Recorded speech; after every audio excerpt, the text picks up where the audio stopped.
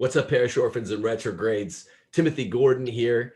Today we're talking about the church and the state, and I have with me a special guest, Mr. Jacob Imam, director of New Polity, and he runs a podcast called the Good Money Podcast. We've recently spoken together at a top secret little conference, and we weren't even all there in person. But I've been meaning to talk to Jacob for a long time. I'm not sure if we agree or disagree about this whole integralism, post-liberalism, liberalism thing. We're pretty close for some of these guys. But anyway, we have a lot of mutual friends, and it's a pleasure to have you on today, Jacob. Hey, it's great to be with you. I've been looking forward to this conversation too.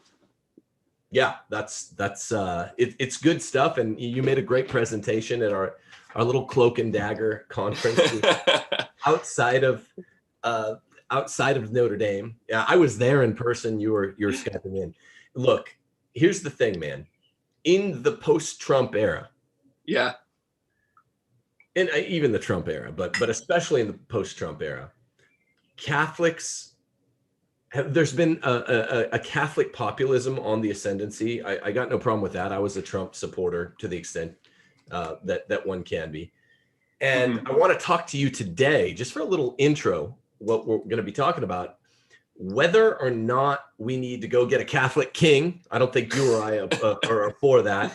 Whether or not liberty is the God that failed, or whether or not anthropologically for a Catholic, we need liberty. I mean, whether or not that squares with forget our theology or our political economy, whether it squares with the Catholic view of a person. There are a lot of guys out there like Patrick Deneen saying liberty is the God that failed. So, that's why I think that someone that ostensibly New Polity would not be aligned with me in my argument in Catholic Republic. But that's why I want to talk to you today, to figure it out. Great. Yeah, let's get down into the nitty gritties of it all.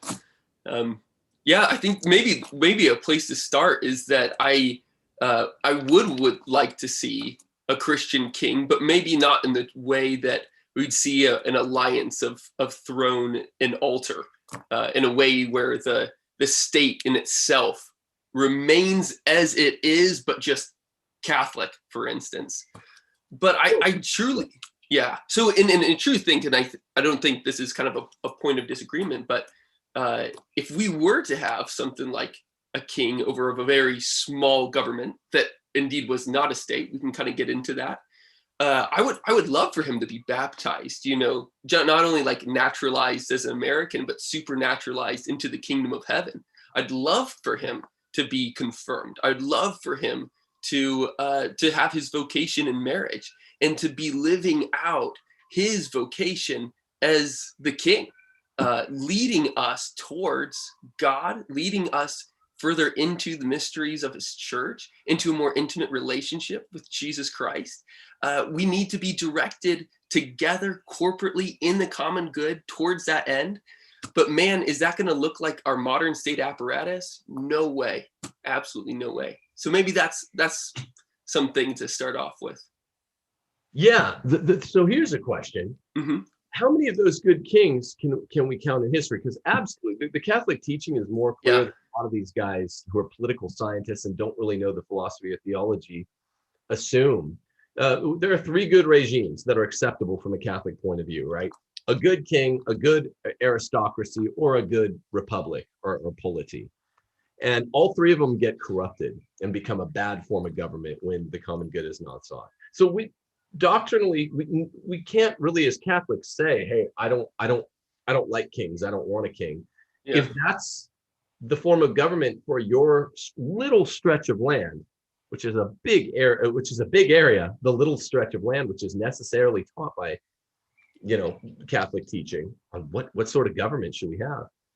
If that's it, then that's great. And Thomas Aquinas, we would say that's the best form when he's good. When you get a good king, he's good. How many have we had though? Charlemagne wasn't great, right? So Charlemagne was like every LARP's favorite example. He got into a lot of tinkering and was very annoying to the Pope. He was a good guy, became kind of a lot of the problems with simoniac, simony and lay investiture got started in that era. But after the Carolingians and Charlemagne, we had total chaos until like Otto the Great. And you never hear that. Literally, it was like one good king, just like Thomas says, then a bunch of really bad, weak kings. And because that's the pattern in human life, Thomas Aquinas says, so hedge your bets either with a mixture of the three good regimes, three branches of government, maybe, or just get one of the less optimally good, but less, in worst case scenario, bad governments like republic. What do you say to that? So I definitely don't agree that we've not had some good kings. I think we've had too many to count. And part of the way that we know how good they are throughout the Middle Ages, for instance, is precisely because we can't name them. They came seeking not their glory. They did their duty. They died, in a sense, unknown, because they weren't trying to, as Christ says in the Gospels, lord it over their brethren. That's not the point of being a king. A king is not trying to obviously take advantage of anybody. The fact that we have in the Middle Ages no indirect taxes, that we don't have any standing armies, demonstrates kind of on the surface level a reality of peace and the primacy of peace. And so we do get quite a number of saints that come up as kings during that period. Most famously, Louis IX of France, but you have Edward the Confessor, you have Edward the Martyr, you have some amazing guys like Henry II. I mean, you could go off for quite some time about this history of saying, these guys, got up in the morning, they prayed, they settled disputes where disputes happened, they sought to maintain the peace and not create this totalizing legal structure of what we have today that is profoundly impersonal, and that, as being impersonal, cannot achieve justice, because justice is profoundly personal.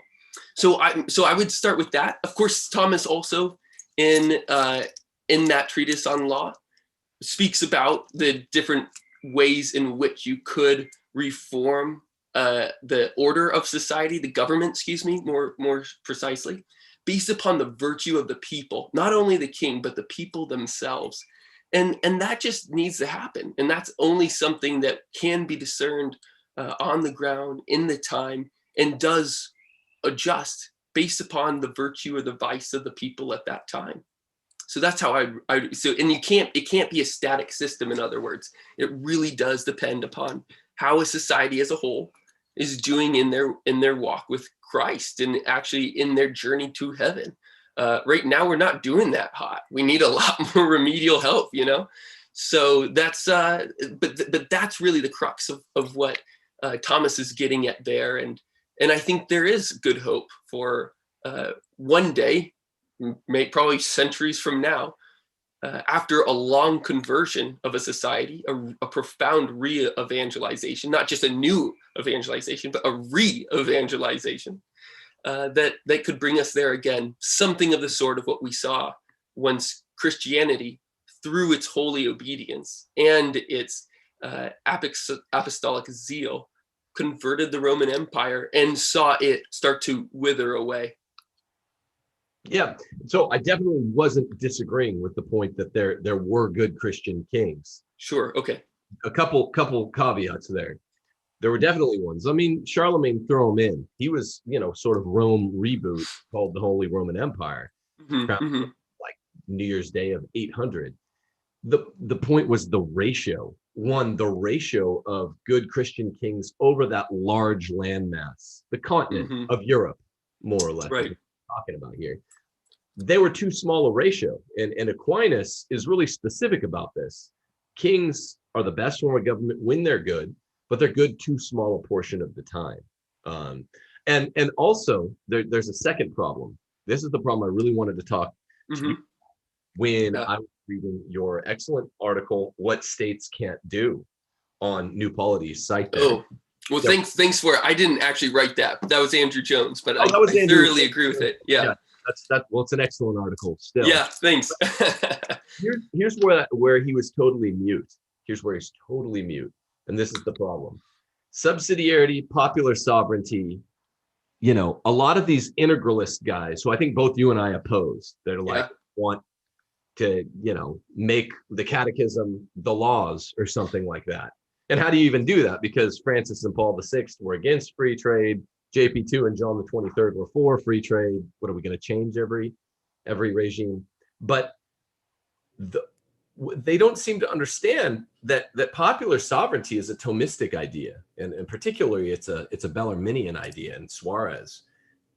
Subsidiarity is an idea that goes far back, long before Pope Pius XI, right? It's really an idea that's there throughout all of Catholic social teaching, even when it was undeveloped, long before the 19th and 20th centuries. So the idea of subsidiarity only works in it's not just that the local government is better, the power is holier, the legislative function is more efficient when the father is the governor rather than the city government or the state government or the federal government as we stretch out.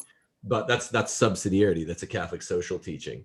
But it's also that the size of the land has to be really small. Like starting from Plato and Aristotle, they thought they disagreed on whether or not they're talking about a country that would be a polis, basically a city. Is it 50,000 or is it 100,000 that or government 3,000? Yeah. So the problem is a lot of people nowadays are brainwashed from Aristotle to Montesquieu, 2,000 years of political philosophy, including Augustine and Aquinas. All those guys were talking about government for a country that was roughly the size of a city, not even one of the 50 American states. Mm-hmm. That's where the idea of real civic virtue is possible. When we talk about a continent-sized republic, that's a contradiction in terms. And I mean North America, I agree totally. Or the size of Europe. These LARP guys that say they're nationalists, I'm like, you're not a nationalist, you're a globalist. I mean, if could we have one world government? All these guys, I'm talking about the new integralists, a lot of post-liberals, they say, no, of course not. That's what Marxists want. Then I'm like, okay, well, a city government is a lot better than one of the American state governments. One of the American state governments is better than our continent-sized country. If you can have one of the 7 continents be your polity, why not the globe? Mm-hmm. Yeah, no, I think that's a great point. I don't think that, I mean, I suppose when you say that it's a moot point, it's just not something that Andrew brings up. But no doubt, within his framework of post-liberalism, the empires just really do not work. They fundamentally contradict the understanding of subsidiarity as they have been manifested through history. And I think that's an important point.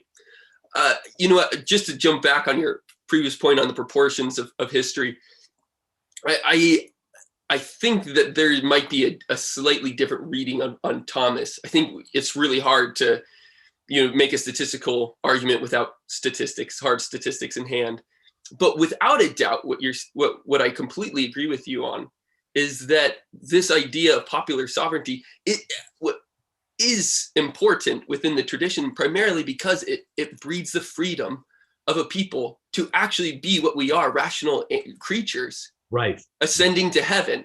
Absolutely, I'm 100% with you. I do think that the idea of like popular sovereignty, just as a term, whatever terms are worth, is kind of a contradiction in terms. And I think just the fundamental freedom of the people is what you're talking about. And I totally 100% agree with you. But with maybe to shy away from more of the formations of various governments and more into the more theoretical of political theology, we have to first understand, like, what is politics for? What is fundamentally, why do we gather together as a people? And St. Thomas has a great answer to this. He says the end of politics, the purpose of politics is virtue. It's living as people who have cloaked themselves with Christ and are living relationally with one another in an attempt to reveal God to one another and to ascend to heaven with one another. And that changes everything. If money is your end, if just living, like trying to live, I mean, which has been the reaction of our modern world in this pandemic time, you know, that is we start to change the social order fundamentally when we lose sight of virtue as our end. And maybe that's the place to start with the conversation, because then we have to ask ourselves, does the state, the modern state, or the imperial state, if you want to talk about it like that, I mean, if you want to use the language of empire and the vast amount of land, can that achieve virtue? And that's really the point of Andrew's article with what states can't do. They cannot inculcate us in virtue. Virtue takes freedom. Virtue absolutely demands our choice, turning towards God, aligning our wills with him and saying, yes, I freely embrace it. Law really struggles to do this. I mean, this is, again, St. Thomas's point in that treatise on law over and over again. It's like law actually habituates us to do things in an egocentric way. Can I jump in, Jacob? Please do, yeah. This is the major point. So this is what I was about to begin my dissertation on. I did a Ticine, half dissertation on it at the Greg in Rome. Oh, cool. Oh, neat. My daughter was born with medical issues. It was under Joseph Flannery, and it was a big thing. And I hope to carry this on with my doctoral work here back in the States. Aristotle, according to W.D. Ross, a famous Aristotelian, Aristotle is learning between Book 1 and Book 5 of the Nicomachean Ethics, which is just a preface for the politics, by the way, because of the connection between ethics and politics you're talking about. He says in Book 1, he sounds like a typical kind of ancient statist, where the individual doesn't matter, the state matters. He sounds like a typical collectivist you saw in the Greek world. But then he's unpacking the system of what is virtue ethics, which is just fully incorporated by Thomas Aquinas in the Catholic Church, right? Totally. Mm-hmm. Our ethics is Aristotle's virtue ethics. Mm-hmm. In books 2 and 3, Aristotle starts laying out, it's the virtue is the habituation of the golden mean. And, I've talked a lot about that on my channel, habituate the golden mean. So, to habituate courage, this is actually not an extreme endpoint. It is the golden mean, a geometric mean, closer to one side than the other, between rashness, like an overbrave man that'll fight 100 soldiers, 1 on 100, and cowardice, the coward who clearly won't stand and fight even 1-on-1.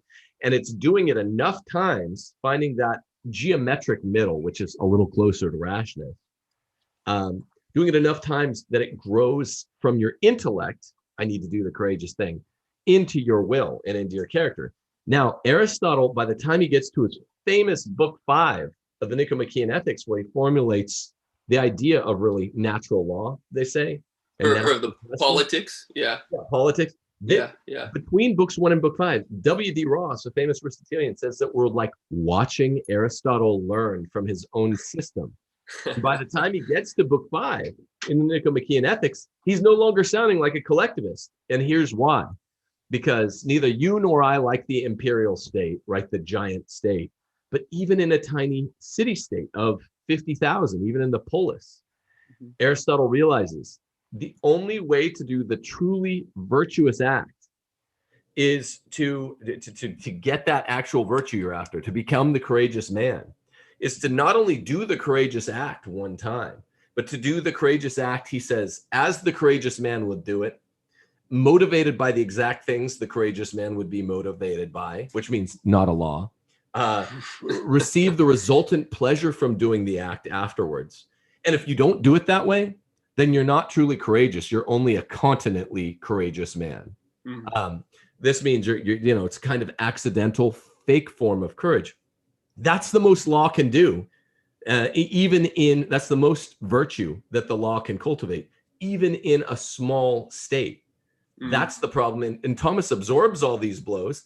That's why Thomas is like, look, prostitution is evil, but it's probably not the best way to get people not to go to prostitutes, in keeping with what Aristotle says, is not to make it illegal. Thomas thought it should be legal. Thomas said specifically in the treatise on law, questions 90 through 108 in the first part of the second part of the Summa, that not all virtue should be mandated, not all vice should be proscribed.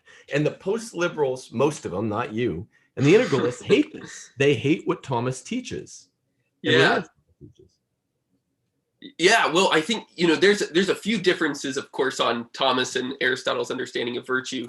I think the relationality point is the biggest one, is that ultimately all virtues drive us into relationship with God. It profoundly changes. It's not just that we, are the daimonic man, as it were, that has this a complete control of himself. That is what Aristotle is articulating.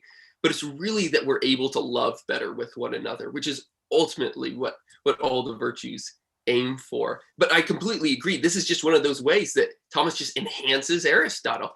But with law, obviously it's necessary. We need law to be able to direct us, to redirect us in some cases. It's a remedial tool to bring us out of the state that we're in and into God. But remember the direction of the Old Testament to the New Testament. It starts with law and it moves all the way to grace. So ultimately what you're talking about is like this deep knowledge of what to do is a gift of grace, where we can move beyond the, I'm told to do this, so I'll just do it. Well, that's no point of virtue. You have to do it freely, positively, for a particular end. And this is one of the problems that I see with integralism as a whole. Now, I don't want to talk about any particular theorist here. I think certainly the leader of the group, or at least the most intellectual of the lot, is Pater Edmund Wolstein, who's just a marvelous monk. Oh my gosh, I hope he's praying for me. He's such a holy guy. But I'm not convinced on the use of a state in the unity of the throne and the altar as one, because I think that inherently leads to an elitist sort of rule, where it is heavily top down, and that utilizes the legal structures to be able to make people operate in certain ways. But that makes us no better than Pavlov's dogs. It doesn't make us into creative, rational beings who are made for union with God. Not to mention, we don't want, look at if the USCCB had this. Father Waldstein's point of view contradicts common experience. I don't want gun control, right? I don't want a changing political economy with each pope, to go from Paul VI, then to JP2 eventually, then back to Francis, where it's like free trade good, free trade bad, free trade good, free trade bad. So it contradicts common experience. Joe Biden is a Catholic. I'd rather have legislating Donald Trump for all his many faults, right? Pope Francis is a Catholic. I wouldn't want this guy making legislative positive law that I was responsible to follow. I'm not a religious, so I don't take that vow of obedience except ecclesially. So there's a contradiction in what they're saying. And the problem is when I have seen these guys debate or debated them myself, there's a shell game going on. I always ask, do you believe in subsidiarity? And maybe this is where I should give a quick little plug for Real Estate for Life. I'm telling people states' rights is where it's at. If we care about America's future, states' rights is where it's at. And I'd like to get your take on states' rights in a second, but I should jump off here and tell everyone that I'm getting so much positive feedback from people who are in blue states. Like I was in California before I got canceled by Black Lives Matter. And I got from the bluest of the blue state to the reddest of the red. Now I'm here in Mississippi, and my family loves it. We live in the forest. We have a bunch of land, and the 6 kids love it. So if you want to do the same, people out there, in pursuance of America, the dream of America, keeping it alive to the extent that we can, now that it's become so morally despoiled and big and corrupt, get to a red state. That's your true republic, is your state. Is really more truly your republic than the big, consolidated nation, United States of America. Come to Mississippi, Alabama, Louisiana. Go to realestateforlife.org and someone will help you there. I also want to remind you guys to check out the Good Money podcast with Jacob. And I also want to remind you guys, if you're interested in learning in a more detailed way about Aristotle's ethics, Latin 1, homeschoolers out there, even if you're intimidated to teach your kids US history or algebra 1, my Retrogrades Classical Academy is opening in the fall, and you can go check that out at timothyjgordon.com. So, Jacob, what do you say of states' rights over against, well, I don't know, the right of the Fed to, like a Leviathan, swallow up everything? Yeah, well, I mean, I guess people could guess where I am at that point. One thing, I'm no American historian by any shot of the imagination, but I think that there's something that was insidious at the founding, where you find that the states were given rights. And this is one of the problems I think that you find in liberalism generally, is that they were recognized as having certain rights. But at the very moment that is legislated, that means that their freedom comes as a gift of sorts from a power higher than them above. Whereas before it was ever written in law, it was just actual. It was just real. People truly were free. They didn't have to be told that you have a right to freedom. That was at that point was a gift from a government. It was there. And so, anyways, I that's as much as maybe I can informally comment on states' rights. But I come back to this point of first before you get back to whatever that other thing was going to be, and then I'll yeah, like, so the idea of reserving constitutional rights is very Catholic. It comes from Magna Carta, right? In the early 1200s, all the bishops had to sign Magna Carta. And Magna Carta was incredibly influential on the framing of the Constitution. And what they did with the 10th Amendment, Jacob, when they just said, look, popular sovereignty is this Thomistic thing. It's a Bellarminian thing. Bellarmine was hugely influential on Jefferson and Madison, though they kind of channeled it dishonestly through Algernon Sidney and John Locke. With the 10th Amendment, they said whatever rights are not taken by the states or the people, or basically whatever rights aren't swallowed up by the federal government, belong first to the state governments or the people. And the rights they're talking about in the 10th Amendment they're called collectively the police power, the right to legislate health, safety, welfare, morals, and security. And so the 50 or 13 several state governments, I think this is really key that most of these post-liberals don't hit. We had a little integrated state. The right to legislate morals was specifically given to the several state governments in this thing called the police power. This all changed after the Civil War, which kind of 14th Amendment flipped everything around and ruined American subsidiarity. But literally we had subsidiarity codified by saying the states have the right to legislate morality. The national government doesn't have any of these rights. Go check Article 1, Section 8 of the Constitution. That is, it's not an accident. It should sound like subsidiarity. Like, do you have a comment about that? Or? Yeah, I mean, the major point I want to press home here is that that's still legislated. Then that is still a predicament, because it is a gift from a body that is not formed around this innate bottom-up system. So, I mean, that is the comment that I'd like to make first and foremost. But I want to bring it around to this larger critique of liberalism that is really important in this whole conversation, is that just as integralism ends up leading with an elite-run government, you find the same thing has happened within the liberal countries that have come into existence.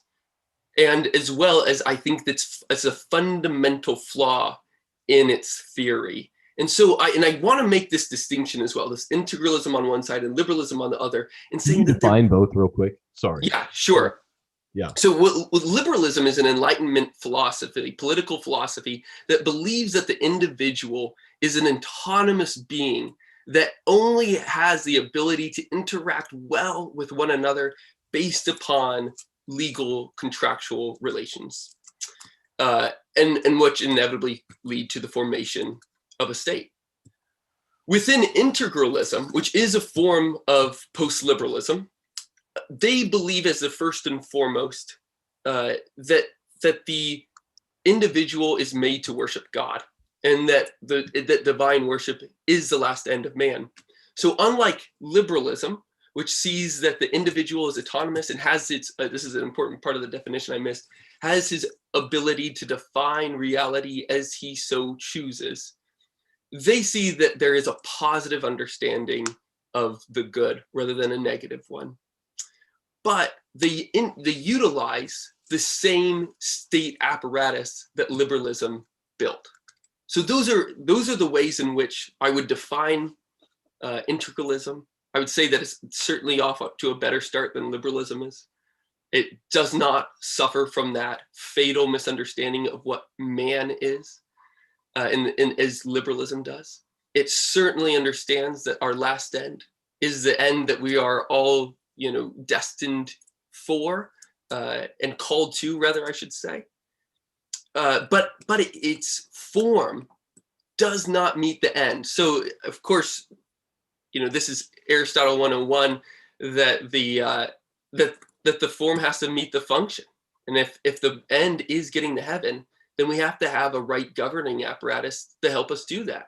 And I just don't think the state does that, because it destroys the attempts of subsidiarity, the bottom-up relationships in which virtue can be formed. So that's kind of a preface of where I want to go and where I want to see. So we don't have an option as Catholics. Well, excuse me. There's many ways of debating this, but I don't think there's a good argument to be made for integralism because of the form, function, and amongst many other reasons. I definitely, we don't have an option for liberalism, but we need to do something. And so there's another way that we can think about post-liberalism as well. But maybe I should stop there to hear what you think. It's between you and I is the way that the older generation is haggling this out. It takes place irrespective of one's sensibilities on the side of either someone like Hanby or someone like Robert Riley, who have debated, at least in the pages of Claremont Review of Books and some on New Polity, or like Patrick Deneen and Robert Riley. And I think you're the more Catholic, more supportable version of those guys, because in my view, they're just political scientists that don't know anything about Catholic theology or philosophy. Oh, I would never make that claim about Mike Hanby. You'll get embarrassed with that guy. He is one of the most profound metaphysicians, theological minds. But you have him on the show. It will be a great conversation. You don't want to make a claim against Hanby. That guy is off. Yeah. Okay. Well, he'll rock your socks. Question about Hanby. Yeah.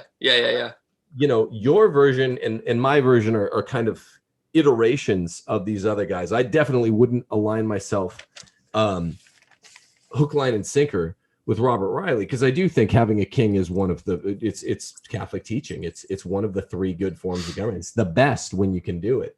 And Riley has the full-on Whig sort of borderline classical liberal position on that. I'm not all the way, but most guys going around calling themselves post-liberals, aside from you, aren't that I've ever met, that I've ever debated, and I do think this includes Hanby, cannot square whatever form of post-liberalism or integralism they're defending with natural rights. They say natural rights are just made up at the Enlightenment. That's totally wrong. They come from Catholic canon law and Thomas Aquinas. They can't square their philosophy with subsidiarity, right? Because they want top-down government. They want large government telling us what to do. Sohrab Ahmari recently said, I'd be ready for a Chinese style. Hanby doesn't fall into either one of those, but maybe you could pit like a Riley versus a Sohrab in that case. But what you're describing isn't Hanby at all.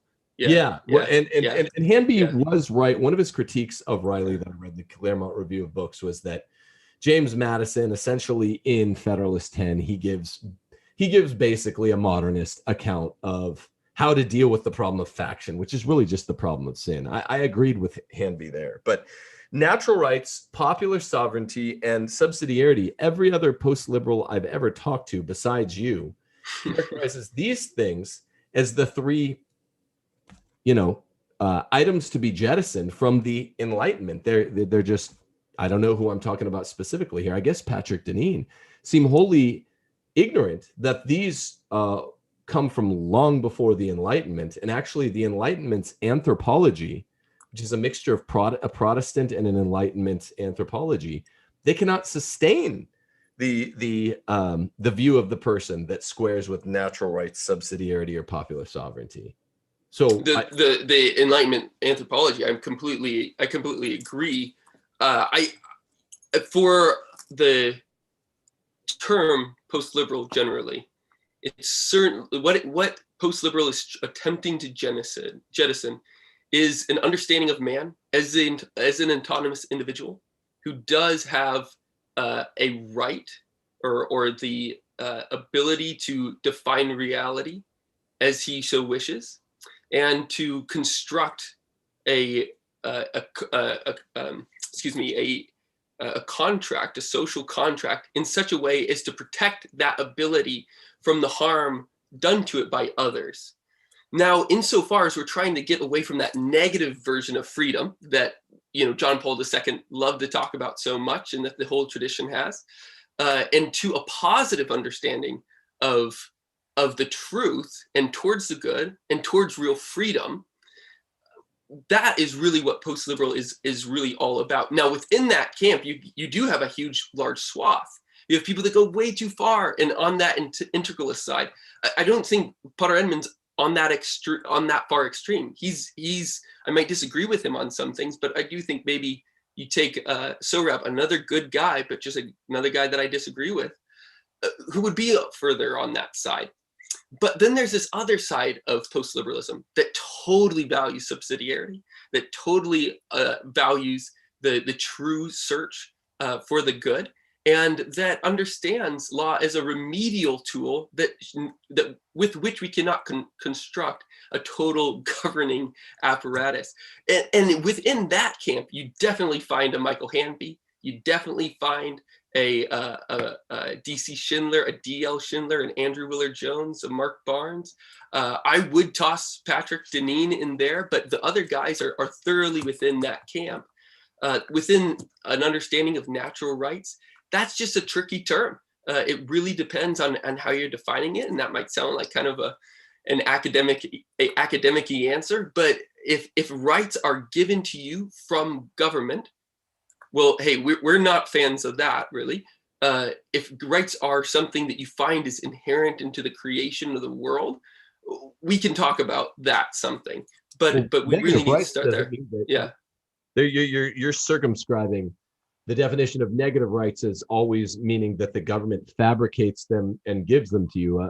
The Catholic view. No, that's not true. Sorry, I'm not trying to make that claim. No worries. Yeah.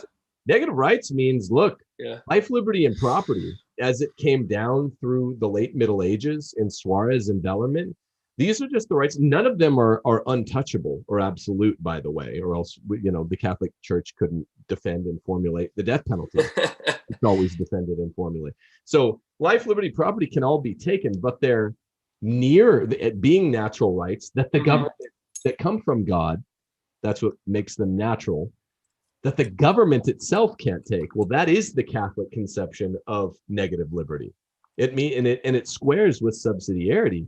My problem is, let's just take life, liberty, property.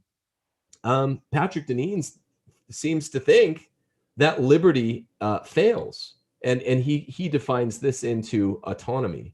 How can we conceive of an individual that is non-autonomous, meaning that shouldn't be in charge of making his own life decisions, for better or for worse, like Adam and Eve in the garden, but that have dignity, which is to say, made in the image and likeness of God, a will and an intellect? I would say moral autonomy it's required by the Roman Catholic tradition. It's required by Book 5 of the Nicomachean Ethics, right? Someone has to, in order to formulate virtue, the decision has to come wholly from the individual. And that's what these post-liberals don't seem to get. No, I think there's a misunderstanding there. So it's not that liberty failed, it's that liberalism failed.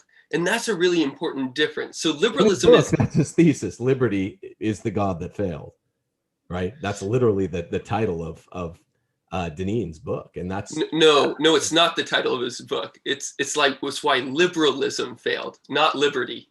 That's a really important point. Yeah, I'll check it. Yeah. No, I mean, that's a really important point, because liberty is something, obviously you're right about that. Freedom is absolutely 100% essential. As we said at the beginning of our conversation, you cannot be virtuous without freedom. It's not possible. Yeah, it's Liberty, the God that failed is the title of the book. No, it's not. Oh, no, I'm sorry. So this is a different Catholic. This is Christopher Ferrara, Liberty. Okay. Yeah. But in the same camp as these guys. So that's a point for you, point for me. I mean, but let's be specific about where we're drawing the lines, because this is the question that you have. It's like, where are all the different camps in post-liberalism? And I would say, there's definitely different groups. You're totally right about it. But I wouldn't stick Deneen and Amari in the same camp there. I would definitely not put Handy and Volstein in the same camp. Anyways, this is kind of besides the point in it. Let's get to the real stuff that you're asking, which are great questions. Liberty is absolutely essential, but liberalism. Well, there are lots of types of liberalism, right? There's at least four that the very Catholic thinker Kunal Ladin traces out at least four, and they're all right-wing liberalism. So there's not just one. There are some that, there is a kind of Enlightenment liberalism that comes down through the Whigs, like, Hugo Grotius, Samuel von Pufendorf, Sidney, Locke, Rutherford. But that's a Protestant and an Enlightenment infused liberalism. What I never hear these guys dealing with is, I don't know, Kunal Ladin or Thomas Aquinas, the liberalism that definitely comes from, it just means philosophy of liberty, and these guys never talk about it. Yeah, I don't think that's what I don't think that's what the definition of liberalism is. Ever since von Mises and certainly John Rawls, the word has had a singular meaning within academic political philosophy to understand an Enlightenment notion of of autonomous individuals who have their ability to seek freedom from others' coercion. Right. So that's but they don't they don't define this. Rawls and Mises, for one thing, don't agree that the source of those rights are either the government or from God. Certainly. In Mises, by the way, toward the end of his life, I think he might have had a deathbed conversion to Roman Catholicism. I don't know about that, but certainly within his book, Liberalism Within Human Action, which is a little bit different type, but he certainly does not believe that it's from God. He has a famous quote of saying, because God has not revealed himself to man, we cannot expect him to have made the world and expected us to live in our order in a particular way. And this is within his book, Liberalism. So he's certainly not on the theist track by any stretch of the imagination. Over and over and over in so many of his books, he's just kind of slamming Christianity and its social order. And then Rawls, of course, is just a crazy. That guy is far on the left on so many fronts that, and they both fundamentally agree in this definition. Now, of course, they might add different things or nuance it, but on that fundamental core of the individual who has the ability to flee coercions, that's something that they certainly agree on. And so this is, again, how much does language matter? It helps us communicate with one another, absolutely. But if what we're talking about, what we're trying to define, what we're actually defining, we both disagree with and think that's not a good idea, hey, awesome, we're united in that. But just in terms of kind of the general academy, how the ivory tower defines these things, that's how it's done today. Yeah, well, there are definitely four. The four liberalisms in liberal circle. We don't want to straw man liberalism, just as we don't want to straw man integralism or post-liberalism. There is not one monolithic iteration of integralism, same as what you offered in defense of them. On the other hand, the integralists have, I'm talking in the academic circles, the Mises crew represents not even one monolithic form of liberalism itself. I'm looking at a paper here on JSTOR called The Four Liberalisms. And there are major distinctions. The one thing that all the liberalisms have in common, some are theistic, some are atheistic, some are, what we would call minarchistic, some are anarchistic, like Rothbard. But what they all have in common, Jacob, is an affirmation of liberty, right? And that liberty is a fundamental part of the human condition. And this is why I like to come back to Thomas, right? I don't see how those worldviews which call themselves post-liberal can affirm liberty, and which really does. I feel like we're getting the wires crossed somewhere, because liberty does require some amount of self-determination. Thomas Aquinas was the first thinker in the history of thought that said, if a king is a bad king, you can kill him. That's what young Thomas said. And then later, Thomas still defended the right of rebellion and said, look, if he's running afoul of your natural rights, of quantified through some measure of the common good, then maybe you can't kill him, but you definitely have the right of rebellion. The right of rebellion is predicated on the idea that Locke and the Enlightenment guys call it social contract. The Catholics call it popular sovereignty, that there is an autonomy in the people, right? That and Bellarmine and Suarez just blow this idea up. Popular sovereignty is a must. And it's so much so that in the historiography, it's really funky, because the Anglicans are the ones, particularly Robert Filmer, the court theologian of, I think, James II. He's the one that made up out of whole cloth in the 17th century this idea that goes around being called the divine right of kings. That was made up by Anglicans. And it was seen at the time that Bellarminism, as it was called, represents what I think a lot of your guys today would call liberalism.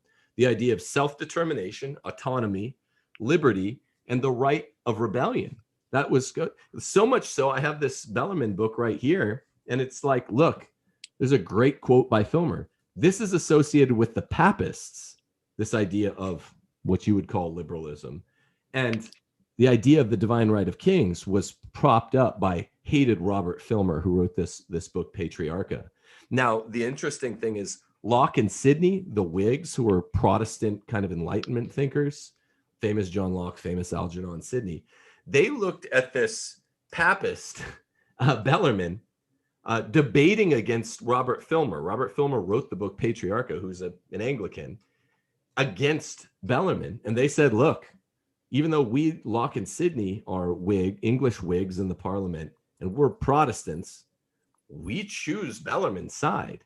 And of course, they didn't have the Protestant or Enlightenment anthropology or metaphysics or epistemology to sustain everything that Bellarmine was doing. But they did like the fruits of that tree. And I think that's what's confused so many people on this score. Bellarmine and Thomas and Suarez and the School of Salamanca guys. I was talking with one of your friends at that conference about this. The School of Salamanca guys were what I think a lot, I think Hanby would call him a liberal. And I'm a Thomist at the end of the day. Yeah, I think that's kind of the basis that we should sit ourselves on. There's no doubt about it. Kind of every economic historian agrees that there's some fundamental shifts, like actually tectonic changes from high medieval scholastic economic thinking to the aspicultas of the world and such, the Salamancan school. Huge tectonic shifts. The divine right of kings thing was in practice well before it was in theory. That was both Catholic and sadly Protestant thereafter alike. I think that there's the history that you're presenting is a little bit too broad in being Catholics accurate. never believed the king had a divinely instituted right. Like Charlemagne was not that, you know, his right to rule. Oh, no doubt. It was not predicated on divine right. But it starts to come up in the 14th century is what I'm trying to say. You're right. Charlemagne, there's a huge change. The fact that the Pope is there, that is the one placing the crown on his head, suggests that there's a different understanding that the Pope is then able, he has authority over him to be able to do that. No doubt. Anyways, the liberalism point is, you know, it seems like it's getting tired now, but just in terms of how it's used today and throughout political philosophy, it's no doubt that negative rights, or the negative freedom understanding is absolutely fundamental to it. And we need to talk about, you know, a political philosophy that has a positive understanding of freedom, that is freedom for virtue, not just freedom to say no to virtue, but freedom for virtue. And that's everything. You know, that is what politics is for, as St. Thomas says. And, you know, I like standing on that basis with you as Thomas, and to say, you know, we were made for this relationship with God, for this intimacy with him, that virtues are the way of doing that, and that our political order has to be shaped up in order to do that, which is why subsidiarity is so important. Right. It's, you know, it enables us. Now, we kind of dance around this. Let's just be really clear. Law tells us what to do. It does not tell us why to do it. This is when St. Thomas says that every law must be framed. It must be explained. And this is not just a law that he's talking about from the government. He uses the relationship, the orders of a father to the son in the exact same way. So when the father tells the son, we're going to mass, that needs to be framed so that the son might be given an internal principle to affirm himself, St. Thomas says, you know, so that he can make that duty, that obligation his own, so he can will it freely and truly. And this explanation, right, this teaching, this inculcation in virtue has to happen on the interpersonal level. Why? God created the universe to be personal. He is tripersonal. This is the way that he set it up. For just a state apparatus which cannot be loved. It's just a huge bureaucracy. I mean, literally, it can't be loved. It's not possible to love it. There's no drive to virtue within it. There's just a claim that, or just a command, and that's all. No, if the father says to his son, this is Benedict XVI wrote about this beautifully. Hey, we're going to mass, right? You tell your 3-year-old that, and it's 100% coercion. And 0% explanation, or I don't know, making the idea palatable in the kid's mind.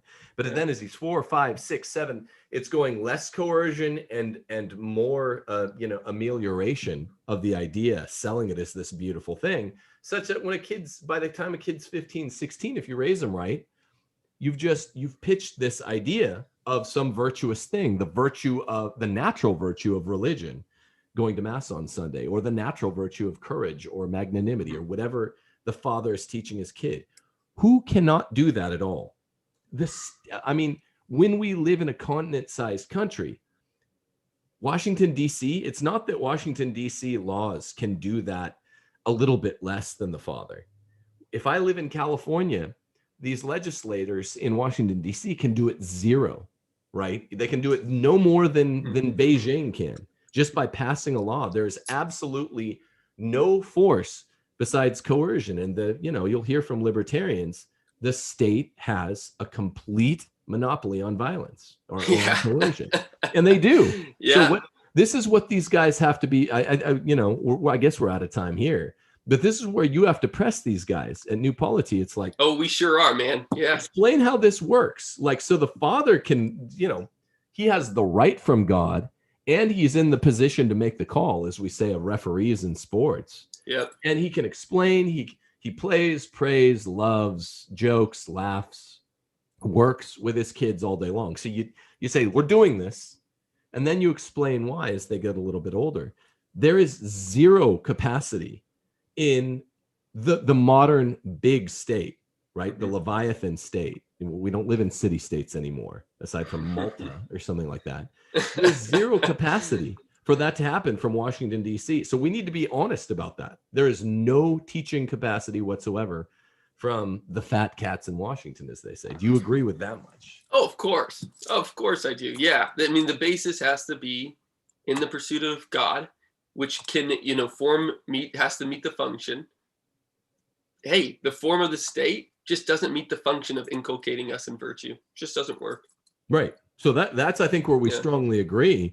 Yep. Now I guess I need to have Michael Hanby or Potter Edmond on the show, because I've heard them. I didn't prepare specifically, but I've heard them say things where I'm like, whoa, this sounds not just anti some straw man version of liberalism where they've compressed the at least 4 versions of liberalism into one and then sort of beat up on it. But this sounds like it actually violates liberty. This actually sounds anti-liberty to talk about the autonomous individual as always misdefining liberty as license. I mean, there is a real Catholic liberty tradition. Liberty is inherently hunting after the good. The purpose of our freedom is ordered toward being able to do the good.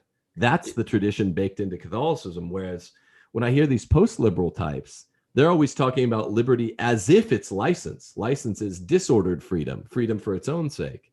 The Catholic view is always, we wouldn't even have to say it. Liberty. Oh, well, I mean, come on. St. Paul said, for freedom, we've been freed. Of course, it's fundamental to all that we're doing and saying. No doubt about it. But the fundamental aspect of liberalism, I mean, it just is freedom for license.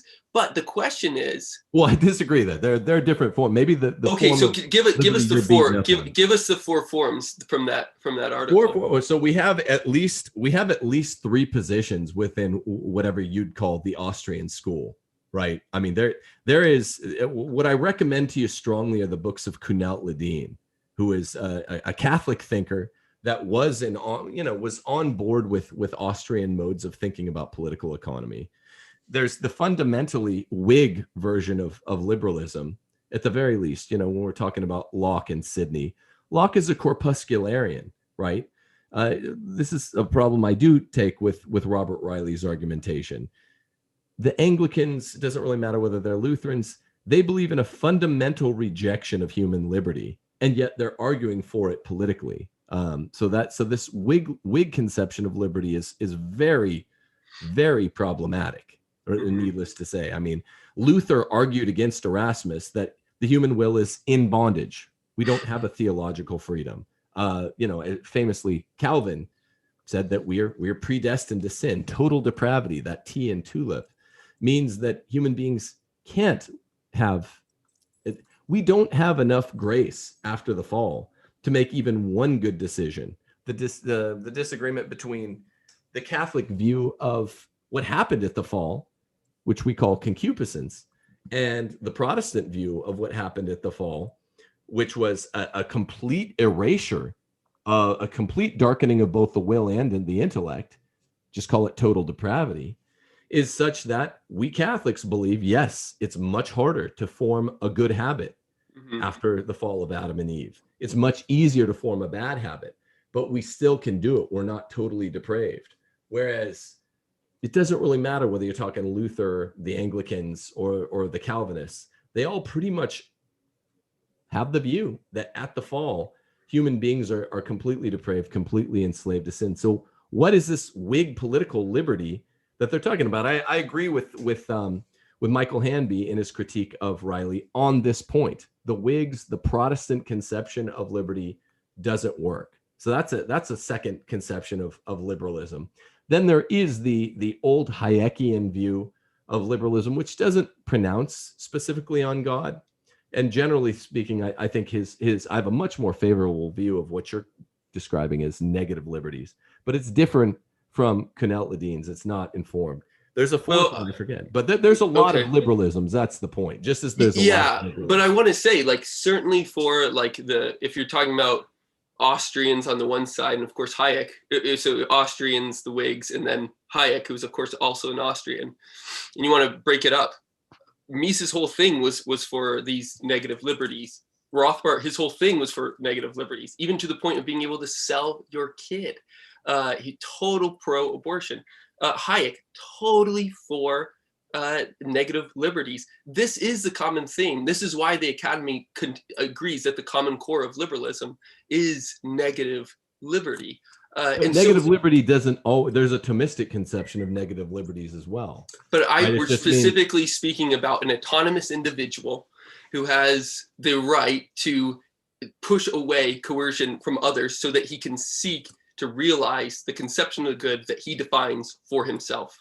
Of course, that's disordered, but I'm just saying, that's disordered. Yeah. It's super disordered. But the Thomistic negative liberties, which says, look, the state begins with, particularly the more distant state, begins with only a minimal conception of what it can do. It only gets the last right of refusal. That's also a conception of negative liberties that you say, well, what does Washington D.C. have the purview to legislate in their legislative field? And it's like, well, it's basically only the things that the father generically, not even specifically, the father generically can't do, which then pass to the city government, which then pass to the state government. There's nothing. Go read Article 1, Section 8 of the Constitution. Before the Civil War, which messed everything up, there's nothing left for the Fed. And this is broadly construed. This is also negative liberty, whereas a positivist conception of national or right to adjudicate or legislate starts the other way. So these terms have been, bent some by the fact that there is no Catholic cohesive approach to them. And that's what I guess we're trying to do here. Mm-hmm. Is say, what do you mean by which liberalism, which liberty? I'm not talking license, which negative liberties. Right. I just think you need to give up on the term liberalism, man. Like, there's not a strong favorable camp on your side over there. Like, you are a Thomist. You are a Thomist. Like, you are called to be and you are proudly for Christ to be worshipped as King of the universe. You are proudly. So why would I give up on it? Yeah, I like liberty. You're proud. Yeah, exactly. You like liberty. You like true liberty. You like free liberty for the good. Think about it this way: if we are given, there's two less things that we should say about this liberal conception of liberty, is that it fundamentally destroys the common good. If the common good is something that we are to seek together collectively, that we cannot even achieve individually, then it has to be something that we commonly find together. And if there is only a negative understanding of liberty, one that allows us to attempt to realize what we find to be the good for our own, on our own, then fundamentally we are incapable of having a good to be shared with others. And so this is why we have to find something new. This is when we can call ourselves Christian political or like a political party or something like that. Pick your term within the whatever camp you want to call it. But you're not going to find a Murray Rothbard, an F.A. Hayek, a von Mises agreeing with you on any stretch of the imagination. What I will find is the Salamancans who but they're not calling themselves liberals. They are for liberty. They are for liberty. Most of these guys were called liberals after the fact. I think you should ditch the term post-liberal. Maybe we should go off of the entire concept. So what title should we give us? I'm going to stick you to an etymology real quick, Jacob. What we need to do is say, like, ordered freedom is good. And then right away, you lose a bunch of the guys that are post-liberals and integralists. They don't like ordered freedom, and that is liberty. And whether they like it or not, that is the most reasonable conception of the term liberalism, right? I mean, it has to be a point of view, which I think we should just move on. I think we should just move on, because I think we're just not going to be able to agree on this point. So, yeah. Well, that's good. Yeah. But what we should say is, I'd like to hear what I should start with when I talk to each of these guys is, hey man, so Thomas says not all virtue should be mandated, not all vice should be proscribed. Are you a Thomist or not? And he says, well, if they think, I think they think that, liberty be damned. Forget liberalism, post-liberalism. I'm fine with you on that. Sure. But liberty be damned. No, we need a strong man that comes in and tells people how to live. And this is the way it's being received popularly on I agree Twitter. with you. No, I agree with you. Yeah. Yeah. And that's how integralism is. I think that's how post-liberalism as a general move is being conceptualized on Twitter. Admittedly, I'm not on Twitter. And so we have a different conception, perhaps in more formal academic writing than on tweets. Right. But I agree, on that platform, you're 100% right. No, guys no like disagreement. Sorab are saying, look, the way China does it, just muscle people out instead of saying, well, let's start with liberty. But That's just the last thing I fascism. say here. It's Let's just start with fascism. liberty because a Catholic anthropology requires everyone to find the good, to choose it on their own. God's not going to force it on us any more than he forced it on Adam and Eve, right? He gave them the choice. That's where people will get off with a whole negative, positive liberties thing. All we have to say is strip it down to its most basic terms. God did not force Adam and Eve in the garden, the most basic anthropology we can get, to love him well, to obey him well. Just last point, this is fundamental to being a human being. He said, here's the basic law here. Don't eat the apple, but it's up to you whether or not you do it. And they chose wrongly. And I think that should be informative of our governing structure. And it indeed was, because Thomas Aquinas says, look, not all virtue should be mandated. Not all vice should be proscribed.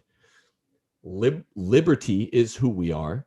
The Protestants reject liberty. The Enlightenment rejects liberty. Both the Protestant Reformation of the 16th century and the Enlightenment of the 17th century are giving us a conception of liberty that is license. And for Catholics, we have to start with ordered freedom, one man picking for his family how best to follow God, right? And that requires something of a very, very minarchistic minimal government. And let the chips fall where they may. I want to talk to these guys that disagree more on that point, but I guess yeah, you're finding too much agreement with me on that point. So yeah, liberty, that which God gave us. Though that's Ferrara's book, not Deneen's. That was my bad. But I want to write a book called Liberty, That Which God Gave Us, not Liberty, God. Right. Maybe just call it for freedom. We've been freed. I mean, that's right. Yeah. No, these are good points though, and I'm gonna go check on some of these things. But cool. This is why I thought we could have a fruitful dialogue, and I'd love to have Hanby on the show and talk. Sure, I'll try and get him. Yeah, I think it'd be a great conversation. I know you guys are both American history buffs of sorts, so it could be more fun than what you'd have with me on that topic. Okay, yeah, just see where these guys are on Aquinas, Bellarmine, Suarez, and the Solomonkins. Yeah, with the virtue thing, not all virtue should be legislated, not all vice should be legislated. That's just Thomas warning us against the state. The state apparatus is just legal through and through and through. It's not personal. It can't lead us to virtue. And I don't think that's just pure like freedom, a license to do whatever you want there. That's him recognizing that the peace is primary to do politics well. That doing politics well means loving your neighbor really well. It doesn't have anything to do with skirmishes or debates in Parliament or the Senate or wherever you are. It really fundamentally has to do with loving your neighbor. Of course. And freedom from being legislated through positive law is not the same thing as freedom from, being a kind of mandated through divine law, right? Just because something's not legislated here on earth, like Aquinas said, prostitution should be legal. Just because it's legal and you're permitted to do it through positive law, it doesn't mean you're not going to go to hell for visiting a prostitute if unconfessed. And I don't think these guys are able to pull those two things apart.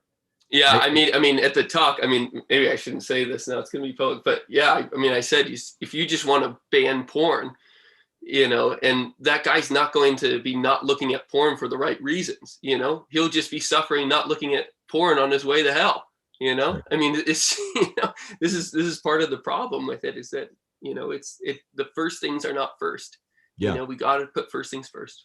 Yeah, cool, man. Lewis said. Yeah, and we can deal with that in the American Republic through state law. Can be moral legislation, so states could ban porn. Federal laws. Well, some of these things is just like, obviously don't give us a chance for it, but right. Yeah. All right. Well, good talk, man. I really appreciate it. I'd love to have Han be on, and not just make claims about him when he's not here. I always want to talk to someone face to face, because I'd have to study up on what his actual positions were. He made some good points against Riley, but I saw lots back when I was reading their discourse that I would say to him. So we'll leave it there for now. Everyone go to Jacob's podcast, Good Money Podcast, and visit him as director at New Polity. Thanks, Tim. Thanks, man. God bless you. That was great. Yeah, God bless you too.